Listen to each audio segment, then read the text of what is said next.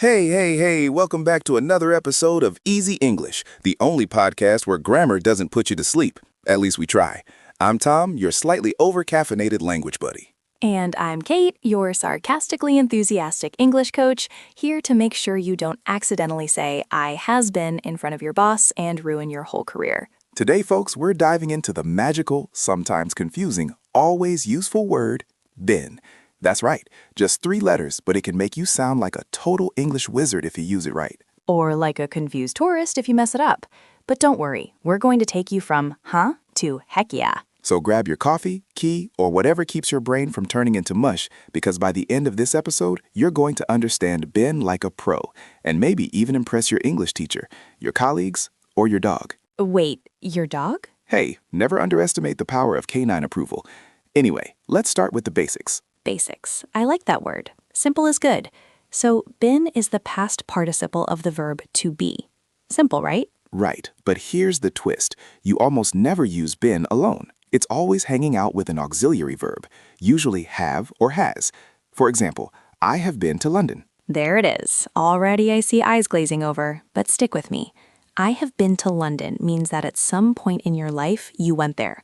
Not yesterday, not tomorrow, sometime in your life. Exactly. It's like telling someone, hey, I exist and I travel sometimes. Short, sweet, and humble. And there's a common mistake here. People say, I was to London. No, that's wrong. You don't say was for visiting places like that. Yeah, unless you were a ghost or something. I was in London, haunting the streets. Totally different meaning. Ghosts aside, the proper structure is subject plus have or has, plus been, plus place, time, or event. Example, she has been to the new Italian restaurant downtown. And don't forget the fun fact. You can also use been for experiences, like I have been skydiving. That one sounds way cooler than I have eaten breakfast. Although, eating breakfast can be thrilling if it's pancakes. True. So let's break it down. Been for places, been for experiences. Got it. But wait, there's more. Been can also be used in continuous tenses. Yes, the infamous present perfect continuous. Example, I have been studying English for 3 years. This one's tricky for learners. Why? Because people confuse it with simple past or present. Exactly. I studied English for 3 years just tells you what you did in the past. I have been studying English for 3 years says, hey, I started 3 years ago and I'm still at it. The key word here is still. If your English teacher walks in, you can dramatically point to your notebook and say, I have been studying for 3 years. Bonus points if you add a little tear for effect. Dramatic, yes. Educational, also yes. Now, let's tackle some common mistakes. Oh, I live for this. First mistake, using been without have or has. People say, I been to Paris. Nope, that's broken English. You need I have been to Paris. Second mistake, mixing up been and gone. People say I have been to the supermarket, but then they mean I am at the supermarket. Right. Been equals you went and came back. Gone equals you went and are still there. Example, she has gone to the store means she's still there. She has been to the store means she went and returned. Quick tip for memory. Been equals visited. Gone equals absent. Simple, visual, and slightly psychic. And let's not forget about had been, the past perfect. Yes, now we're really getting fancy. I had been working all day before the power went out. This shows something that happened before another past event. The past of the past. Meta English, if you will. Meta is the key word. English loves to get meta. It's like Inception, but with verbs. And if you ever want to impress your friends at parties, just casually drop, I had been considering that before the meeting. Suddenly, you sound like a CEO. Or a philosopher. Or both. Now, let's have some fun with pronunciation, because been is one of those words that people pronounce differently depending on where you are. Oh yes, in British English, it's usually been, by B-I-N, and in American English, it's often been, by B-E-N-N. So if you say, I have been to New York, Americans might think you said, been to New York. Slightly confusing, unless you love legumes. Which I do, by the way. Never underestimate a well-placed bean joke. Speaking of jokes, let's do some mini practice exercises, shall we? Let's. First one. Complete the sentence. I have blank to Japan. Options? Only one correct. Ben. Got it. I have been to Japan. Boom. Correct. And probably delicious sushi involved. Next. She blank studying all night before the exam.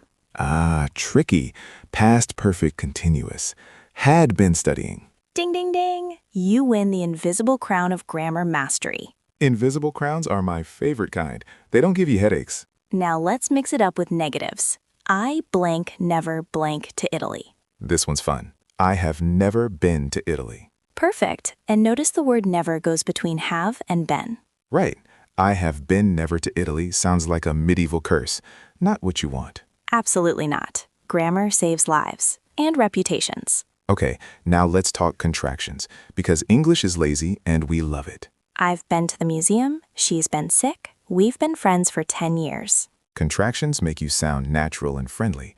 Unless you're writing an academic paper, then maybe spell it out. But honestly, in conversation, contractions are your best friends. They even save your breath when you're tired. Now here's a fun game. How many bins can we fit in one sentence without confusing the listener? Oh, I love chaos. Example, I've been thinking that I've been to places I've never been before. That's beautiful chaos. My brain hurts, but in a good way. If your brain hurts, that's grammar growth.